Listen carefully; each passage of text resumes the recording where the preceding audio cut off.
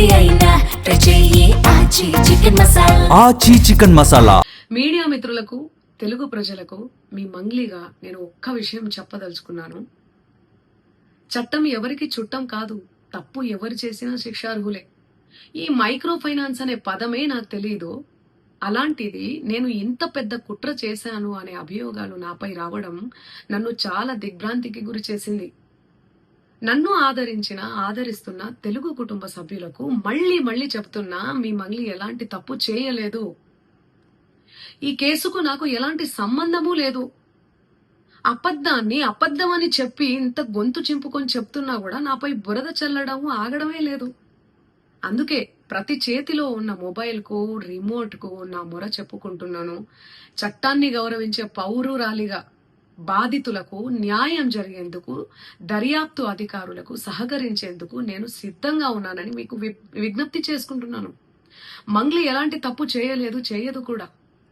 ఈ micro finance case cheating కంపెనీకి డబ్బులు వసూలు చేసిన వివాదంలో నాకు ఎలాంటి సంబంధం కూడా లేదు. మధునాయక్ ను మా కమ్యూనిటీ ప్రోగ్రామ్ లో భాగంగా నన్ను, నా తమ్ముడు శివాను కలిసిన మాట వాస్తవమే. కానీ అతను చేసే వ్యాపార వ్యవహారాలు, అతని వ్యక్తిగత జీవితానికి సంబంధించినటువంటి సమాచారంపై నాకు ఎలాంటి అవగాహన లేదు. ఈ కేసు విషయం నా దృష్టికి వచ్చిన వెంటనే నేనే స్వయంగా వెళ్లి అడ్వకేట్ సుబ్బారావుతో పాటు రమావత్ మధుపై పోలీసులకు ఫిర్యాదు చేసిన. తప్పు చేసిన రమావత్ మధు అండ్ గ్యాంగ్ పై ఖచ్చితంగా చర్యలు తీసుకోవాల్సిందే. బాధితులకు న్యాయం చేయాల్సిందే.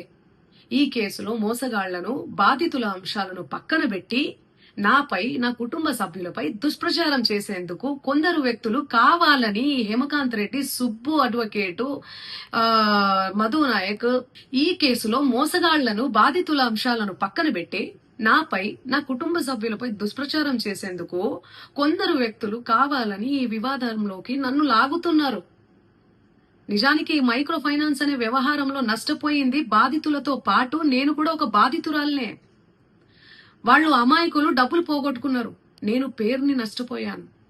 ఈ వివాదం తెరపైకి వచ్చినప్పటి నుండి ప్రతి క్షణం నా కుటుంబ సభ్యులు, నేను చేయని తప్పుకు బద్నామయ్యి మానసిక క్షోభకు గురి అవుతున్నాం. సో దయచేసి ఆలోచించండి అందరూ కూడా, ప్రజలారా.